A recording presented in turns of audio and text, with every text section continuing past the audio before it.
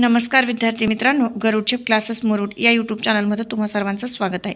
विद्यार्थ्यांनो, या व्हिडिओमध्ये आपण इयत्ता 6वीच्या इंग्रजीच्या पुस्तकातील लेसन 4.5 हा a book review George secrets key to the universe हा मराठीमध्ये अभ्यासणार आहोत.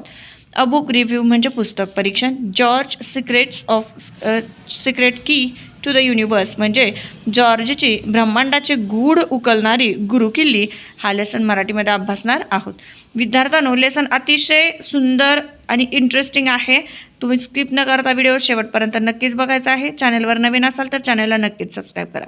सोबत असलेल्या बेल आयकॉनला क्लिक करा जेणेकरून तुम्हाला क्लासेसचे व्हिडिओ नोटिफिकेशन सर्वात अगोदर मिळत राहतील. अधिक उशीर न करता आपण हा व्हिडिओ सुरू करतोय. George's dad is an ardent एन्व्हायरमेंटलिस्ट.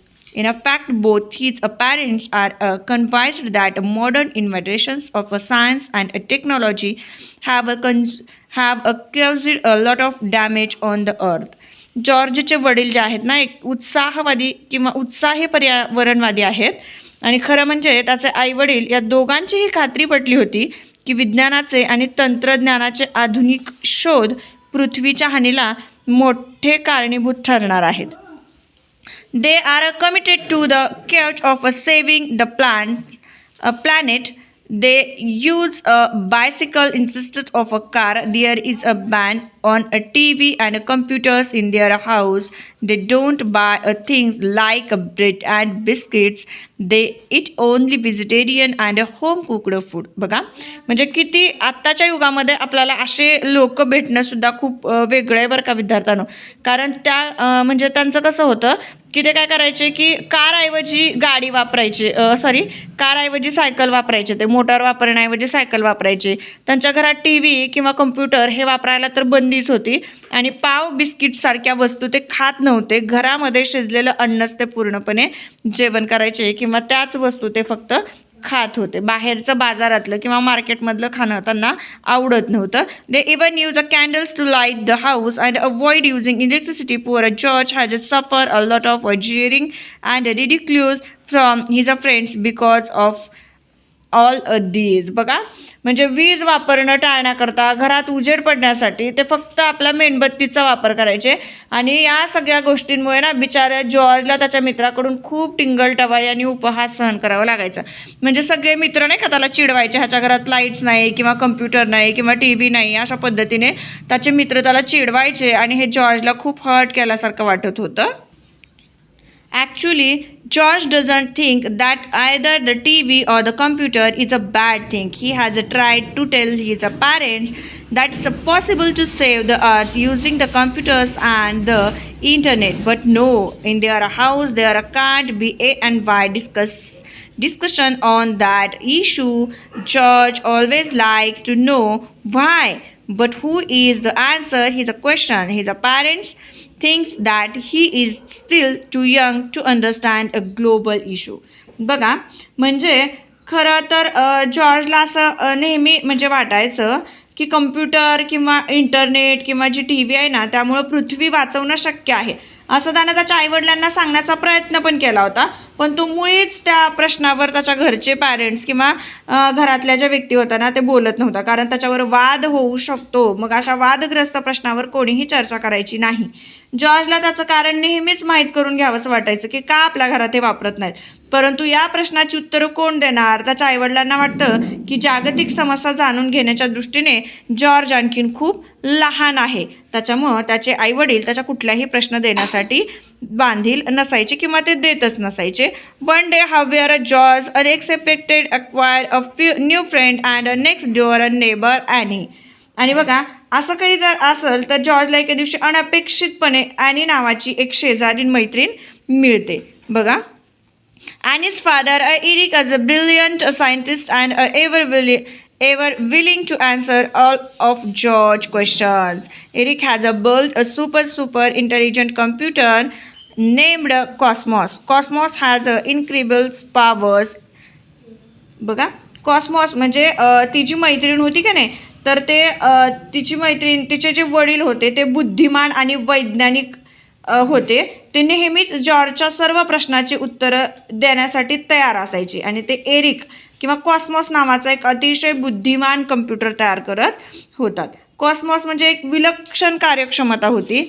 It can literally open Windows on the universe and take you to any planet, stars, comet, and even to a black hole. And of course, Cosmos can also bring you back from there.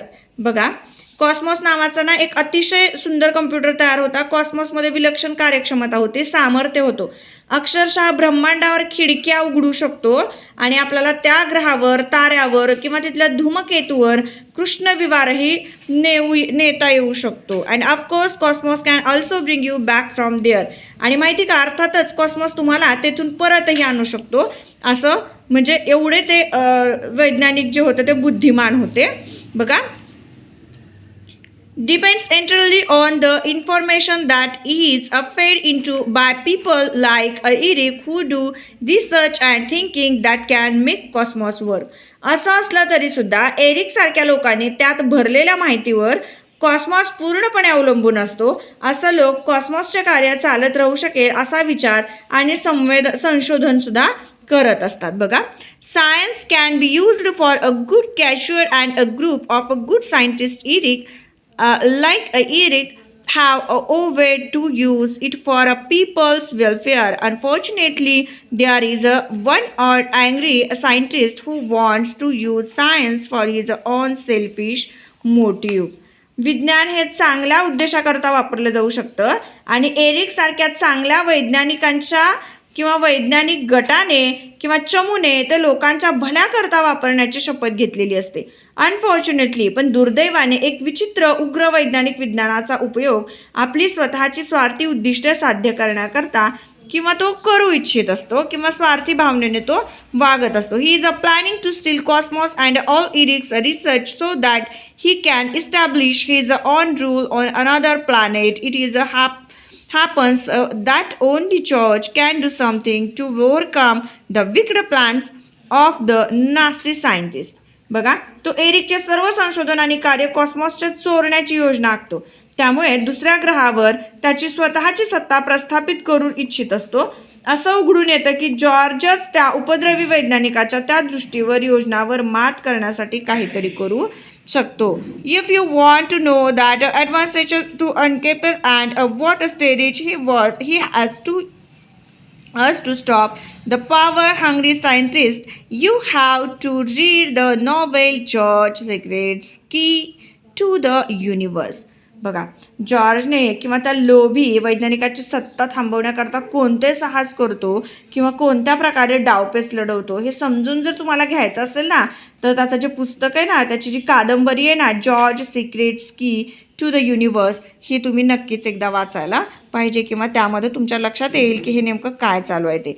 The author of these wonderful adventures is Lucky Hawkins. The story of the novel is an emergency, but it also includes plenty of charts, photography, boxes that give you hard facts about our solar system, galaxy, space, and the whole universe. The information has been presented in a very simple, easy to understand manner by none other than Stephen Hawkins. बघा, या अद्भुत साहसपूर्व कादंबरीची लेखिका Lucy Hawking आहे आणि कादंबरीची कथा काल्पनिक आहे, पण तिच्यात तुम्हाला आपली सूर्यमाला, आकाशगंगा, अवकाश आणि संपूर्ण ब्रह्मांड याच्याविषयी विश्वसनीय माहिती देणारे भरपूर तक्ते, छायाचित्र आणि माहितीपूर्ण चौकटींचा समावेश आहे. ही माहिती अत्यंत साध्या, समजण्यास आणि सोप्या पद्धतीने सादर केलेली आहे. तरीसुद्धा आपल्या काळातील सर्वात महान मानलेल्या विज्ञानापैकी एक वैज्ञानिक खुद्द स्टीफन हॉकिन्स यांनी त्यांचे उपक्रम, वैज्ञानिक पराक्रम आणि अनेक शारीरिक दुःखाने ग्रस्त असल्यामुळे ते काय करतात, आणखीनच थक्क करणारे ते आहेत. कारण हॉकिन्स कसे होते हे आपल्याला सगळ्यांनाच माहिती आहे. Who is said to be one of the greatest scientist of our time. His achievements are all the more astounding as he is a victim of many physical ailments. He has used a wheelchair to move about and uses of computerized voice system in order to speak. The story of Stephen Hawking's triumph over his physical disability is itself an and in spreading advantages. बघा, म्हणजे Stephen Hawkins कसे होते की म्हणजे ते अतिशय शारीरिक दुखण्याने ग्रस्त झालेले होते, पण त्यांच्या आजूबाजूला फिरण्याकरता त्यांना पायांनी नाही तर व्हीलचेअरचा उपयोग करावा लागत होता. बोलण्यासाठी त्यांना तोंडाचा उपयोग नाही तर संगणकीय ध्वनी योजनेचा उपयोग करावा लागत होता. स्टीफन हॉकिन्स यांच्या विकलांगतेवर मिळालेल्या विजयाची गाथाच मुळे एक प्रेरणादायी साहस आहे. आपल्याला एखादा हात किंवा पाय नसेल तर आपण खूप वेगळ्या प्रकारे म्हणजे त्रासदायक असतो, पण या स्टीफन हॉकिन्सला विद्यार्थ्यांनो म्हणजे सर्व शरीराने ते ग्रस्त होते, म्हणजे अतिशय त्यांना वेदना होता, तरी सुद्धा त्यांनी खूप सगळी कामं केलेले आहेत. The book includes a very attractive and expressive sketches drawn by Garry Parson. या पुस्तकात गॅरी पार्सन यांनी रेखाटलेल्या आकर्षक आणि बोलक्या रेखाचित्रांचा समावेश आहे.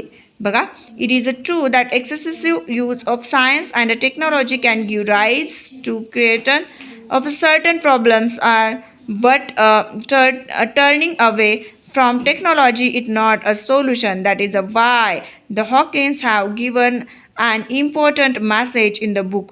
More research, more science, and a commitment to them, not for a selfish gains but for the weather of the entire living world.